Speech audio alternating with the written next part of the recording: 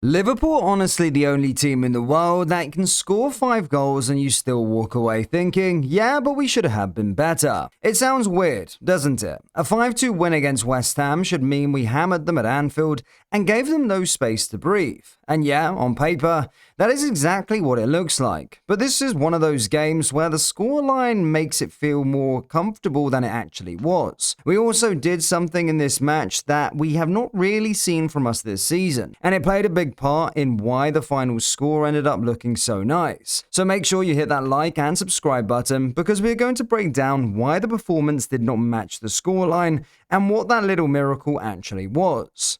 First of all, let us all agree on one thing. There is no easy game in the Premier League. You cannot just show up and expect 3 points, no matter who you are playing. People look at West Ham and call them relegation fodder, but that does not mean they have no quality. Look at the names they have: Jarrod Bowen, Fernandes, Somerville, and Jurgen. Those are not random players. Those are the type of players who can start for a lot of teams. And at the very least, they would be useful in any top side in the league. This is just the level now. Even the teams near the bottom can hurt you if you let them. So with that in mind, does it make it okay that we gave West Ham so much of the ball at Anfield? Does it make it okay that they ended up creating more XG than us and looked like the better team for long parts of the game? Of course not.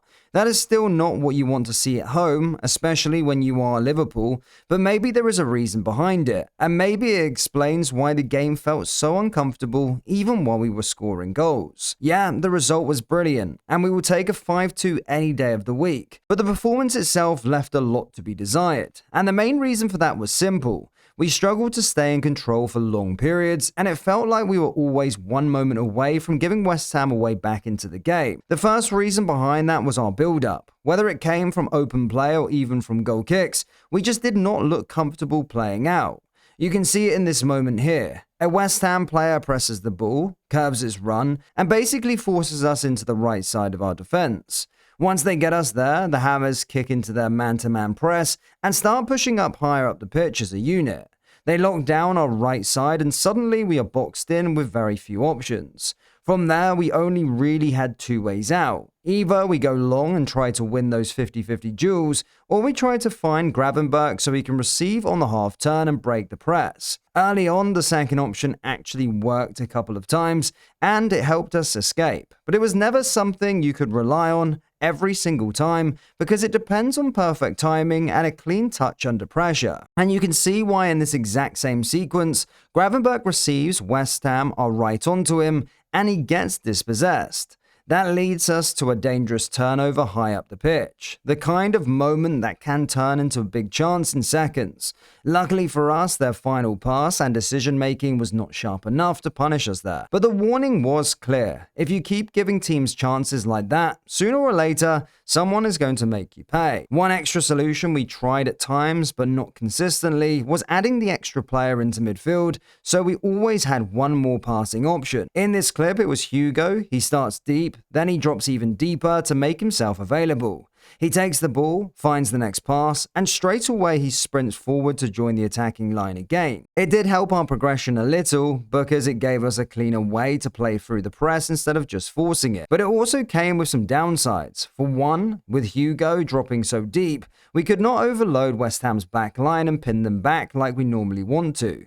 Their defenders were not being dragged around as much, so they could hold their shape and stay comfortable. For two, when Hugo is that deep, we lose those runs in behind. We also lose a target to hit if we want to go long, because our attacking line has one less body in it. So even when we did go long, it felt like there were fewer options and fewer second balls for us to fight for. And for three, the biggest issue is that it's not really sustainable. If Hugo has to drop deep, receive, pass, then sprint forward again over and over, it is going to drain him. Those repeated runs take a lot out of you, and you cannot expect a player to keep doing that for a full game without it affecting his quality later on. This is where Wirtz's importance comes to mind. His movement off of the ball is one of his best traits because he is always finding a pocket and giving you a simple progression option without needing all that extra running. He helps the team connect the midfield to the attack just by being in the right place at the right time. And that is exactly what we missed on Saturday, which is a big reason why it felt harder than it should have. So hopefully our number 7 is back soon, because this kind of match shows how much we rely on that type of player. Alright, enough with the negative talk, we're talking about a 5-2 win here. And to be fair, some of our attacking play was actually pretty good.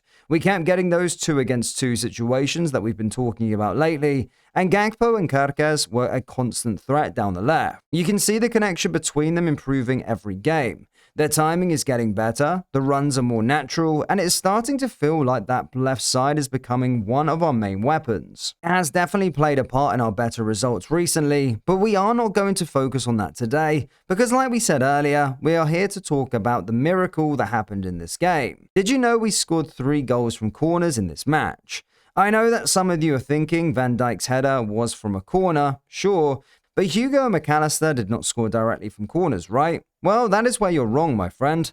See, during a corner or any set piece really, there are 2 phases. The first phase is that delivery, where you put the ball into the box and look for that first contact, whether it is a header, a flick, or a clean shot. The second phase is what happens right after. That is where you either attack the loose ball, win a second ball, keep the pressure going, or make sure the other team cannot break and counter. And in this game, our first and third goals came from those second phases. They did not just happen randomly. We stayed alert, reacted quicker than West Ham, and we turned those messy moments after the first cross into goals. That is the kind of thing we have not done consistently this season, and it is a big reason why this game had that strange feeling of being messy, but still ended with 5 goals.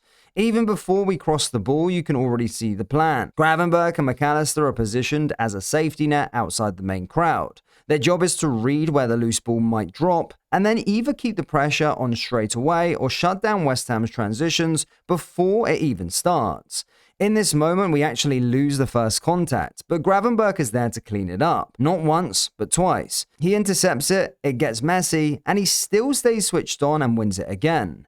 Then Hugo does the rest perfectly. He waits for West Ham's line to jump, he times it, and he makes sure he is free to receive the pass from Ryan. The control is clean, the setup is quick, and the shot is straight away. The safety net is still there, but this time you can see Hugo starts deeper as well. McAllister acts like a screen, almost blocking the path for the defender, and that gives Hugo a free run to attack the back post. And that is exactly what happens. The first contact gets deflected across to the far side, and instead of switching off, Hugo reacts instantly. He spots McAllister in space, picks him out, and from there the finish on the volley is just ridiculous.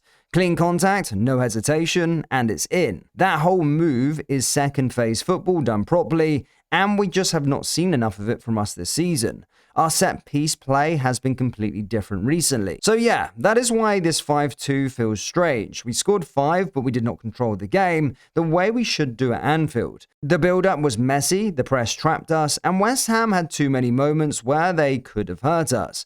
But at the same time, there were positives. The left side link-up looked sharper again, and the real miracle was the set-piece work. And fair play to the coaching team, not only have they improved us in this regard, but they obviously identified it as a weakness for this West Ham side. So guys, let us know your thoughts in the comment section below if you felt calm during this match at any time, because we definitely did not. Hit that like button and hit the subscribe button for more match breakdowns just like this.